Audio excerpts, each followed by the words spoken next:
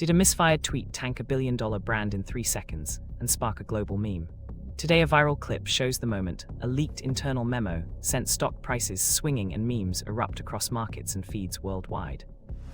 Rapidly, people cried with laughter as insiders blamed hype cycles and timing while the marketing team scrambled to salvage trust.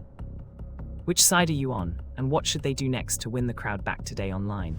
Comment below with your take and subscribe for more breakdowns of viral chaos today.